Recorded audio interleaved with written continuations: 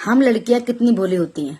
हमें बता दिया जाता है कि तुम बहुत खूबसूरत हो। बस ये बात उनके लिए दुनिया की सबसे अनमोल हो जाती है और वो उस इंसान पे भरोसा कर लेती हैं और अपनी खूबसूरती की कीमत उन्हें आगे जाकर चुकानी पड़ती है।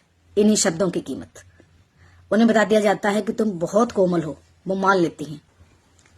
तुम देखोगे कि लड़कियां कुछ जब मेट्रो वगैरह में खड़ी होती हैं तो वो ऐसे खड़ी होती हैं जैसे उन्हें छू लिया तो पिघल जाएंगी। कोमल है इसलिए। लड़कियों को ये बताया जाता है कि तुम त्याग सकती हो कुछ भी, तो वो सब कुछ त्याग देती हैं। प्रेमी के लिए माँ बाप और माँ बाप के लिए प्रेमी, कुछ भी। उन पे कितने ही अत्याचार हों, कितना ही मारा जाए, पीटा जाए, बेइज्जती की जाए, जलील किया जाए, उनसे कहा जाता है कि तुम घर बसा सकती हो, तुम में हिम्मत है। पति शराबी है, कबाबी है, जुआरी है, लड़कीबाज है, मारता पीटता है, गालियां देता है, बेइज्जती करता है, ये सब किस्मत है। वो मान लेती हैं और चुपचाप सब कुछ सहना शुरू कर देती हैं।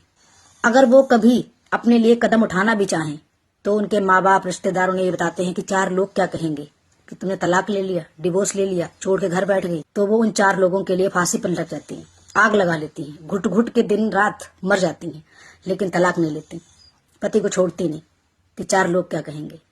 मेरी प्यारी बहन, ये 4 लोग शमशान तक भी नहीं जाएंगे जब तुम मर जाओगी। न तुम्हें कभी बचाने आएंगे, न कभी तुमसे तुम्हारा हाल पूछेंगे। जो चोटें तुम्हारे शरीर पे लगी हैं ना, जो नील पड़े हैं, जो घाव हुए हैं, जिन तकलीफों ने तुम्हें अंदर से ऐसे तोड़ दिया कि आज तुम औरत दोबारा बनना नहीं चाहती हो, जिन अत्याचारों ने तुम्हें मजबूर कर दिया ये सोचने के लिए कि तुमसे गिरी हुई, तुमसे बदशक्ल, तुमसे बुरी कोई दुनिया में नहीं है। आज तुम जीते जी मौत मांग रही हो, तब वो 4 लोग कहाँ हैं? तो उन 4 लोगों के लिए मरने की, खपने की जरूरत नहीं है।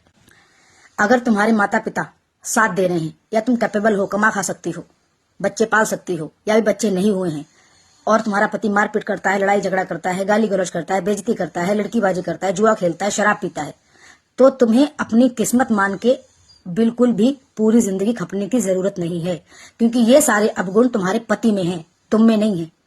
अगर ये सारे अवगुण तुम में होते तो तुम्हारी किस्मत खराब होती। अभी तुम्हारी किस्मत खराब नहीं है, अभी सिर्फ तुम एक जाल में फंसाई जा रही हो। अगर फंस जाओगी तो फिर आज शादी के 5 साल बाद, 10 साल बाद कुछ नहीं कर पाओगी।